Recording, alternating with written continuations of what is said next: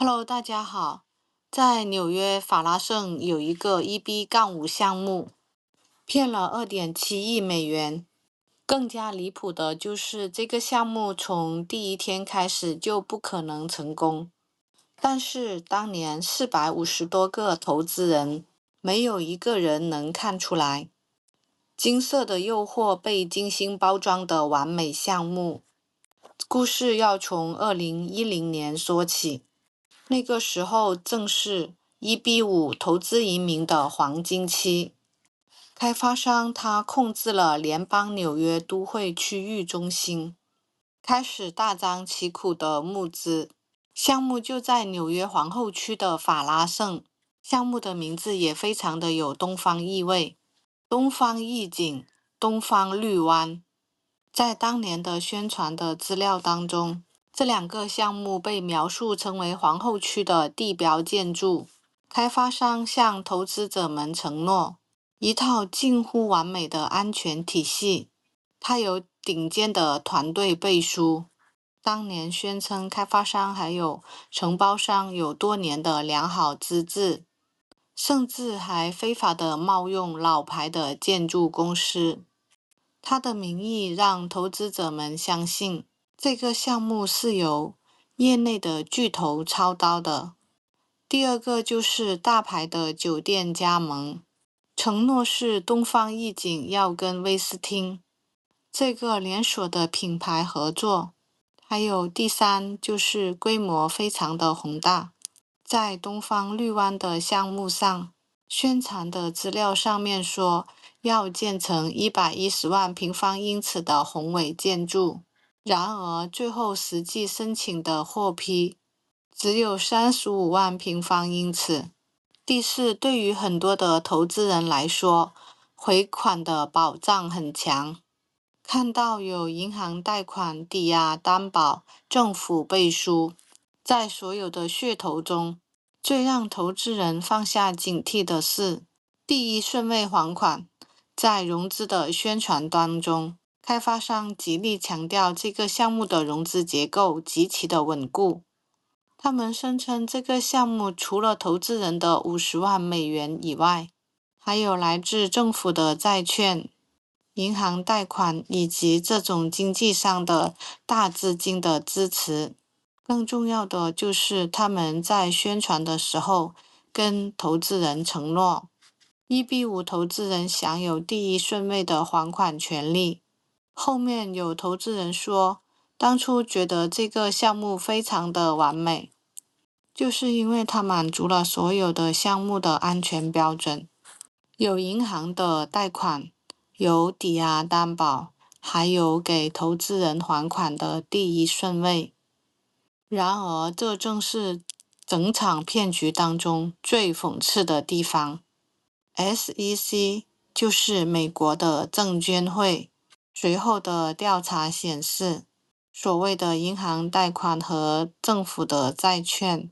根本就是子虚乌有。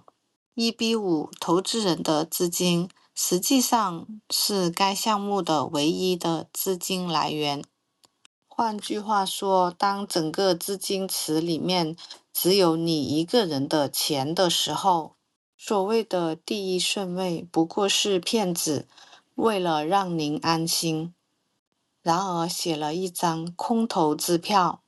你排在第一顺位去追一个已经被挪用空的银行账户，这种优先权毫无价值。更加具有讽刺意义的就是，目前有不少的 EB-5项目方依然在使用这个药方，还是会有数百人上车。药方没有变，只是换了一个瓶子而已。剥开画皮，项目如何崩溃的？2021年的9月份，美国证监会 SEC 发起紧急诉讼，并冻结资产，彻底地撕开了开发商精心编制的谎言。调查的结果令人震惊：资金洗牌，开发商设立的150多个银行账户，将投资人的资金像洗牌一样反复地腾挪。其中东方怡景的1700万美元被挪去了买东方绿湾的土地，然而东方绿湾的1180万美元又被转回到东方怡景填坑。私人提款机，开发商不仅挪用数千万美元用于个人挥霍，包括购买私人房产，他的妻子也被列为救济被告。根据调查，大概有970万到1400万美元这个投资人的资金流向了他的私人账户，还有就是虚假工程，所谓的专业团队，其实就是开发商自己控制的空壳公司。直到案发的时候，东方绿湾项目的现场依然是一个巨大的坑，甚至连最基本的施工都无法继续，剩下的资金根本不足以完工。最令投资人愤怒的就是，开发商从一开始就存在误导的欺诈，它与某一些经营不善导致项目暴雷不同。这个项目从底层的架构开始，就是一场蓄谋已久的套路。法庭的博弈2.72亿美元的代价，正义虽然迟到，但是从未缺席。2024年7月26日，法院下达终审判决，要求开发商及其公司偿还总共超过2.72亿美元的赔偿、利息和罚金。然而，判决书上的数字不等于还给投资人兜里的现金。我们来算一笔账，现金只有2成。目前法院正在冻结并且划拨到位的资金，仅为4250万美元。它有巨大的资金缺口。涉案的投资人是450名。若按照每个人50万美元来计算，那么退还本金就需要2.25亿美元。目前被冻结的4250万美元的资金，甚至不足以偿还本金的2成。接着，开发商向法院哭穷，他说目前无法获得贷款，或者是新的投资人来支付剩余的这个2.29亿美元的欠款。为了确保这些钱能够回到投资人的手中，法院采取了严厉的资产冻结的措施，并且任命了专业的分配管理员来执行这个和解计划。这意味着投资人能否拿回剩下的钱，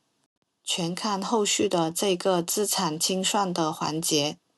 法院已经任命资产分配管理员，准备通过变卖开发商名下的房产，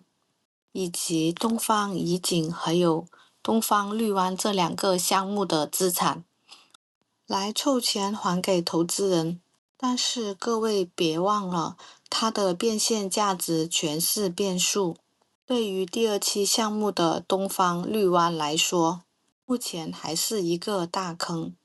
对于这期项目的346个投资人家庭来说，噩梦并没有结束。最扎心的地方其实还不是钱，因为1:5项目当中有一个要求，就是投资人必须把钱投在项目里面。于是会出现一个极其荒诞的事情，被告给法官申请，让投资人的钱继续留在项目当中，以保持风险期。还好，法院最后驳回了被告希望被告风险持续的请求，深度启发给1:5投资者的世纪重锤。这一起跨度了15年的暴雷项目，它不仅是法律文书上的数字，它更是无数的家庭赴美路上的恶魔。它给我们留下了4个深刻的启发：第一，要警惕第一顺位的逻辑陷阱；当项目方大肆宣传第一顺位还款的时候，你必须反问谁排在第二顺位。如果项目并没有真正的银行高级贷款的参与，那么这个第一顺位就是针对空气的承诺。真正的安全是来自于资金结构的安全和透明，而非一个孤零零的排名。第二，要警惕过于完美的背书。在本案当中，银行贷款、政府债券、国际大牌酒店、品牌承包商的合作，这些标签全都是伪造的或者误导的。在1B5的项目里，越是看起来零风险、全品牌的项目，往往潜藏着最大的误导风险。投资人必须学会看透表象，去核实真正的资金到位的情况，还有开发商项目的实际运营能力。第三，理解1B5的本质是经营性投资，它的本质是一次高风险的私募股权投资。第四，不应成为资产保全的枷锁。法庭关于风险期的辩论告诉我们，当欺诈发生的时候，监管机构和法院的首要目标是追回损失。法拉盛，纽约的第二个唐人街，这里承载着一代华人的智慧、拼搏，还有财富，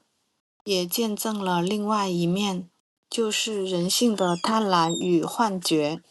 东方绿湾那一个深坑，至今还在那里。他不说话，但是却比任何故事都更真实地提醒着大家，有一些代价，一旦付出就无法回头。法院的判决或许能追回一部分的资金，但是那些错失的机会、被透支的信任，甚至一个家庭的未来，从来不是金钱可以弥补的。所以，如果你真的要投1B5，请记住了，投资之前一定要找专业的人做尽调，投资后一定要持续跟踪项目的情况，为美国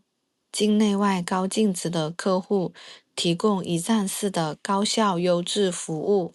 对于政策的解读、市场的趋势和市场的分析，有着独特的视觉。1B5不是慈善，是金融，而金融靠的是监管与底线。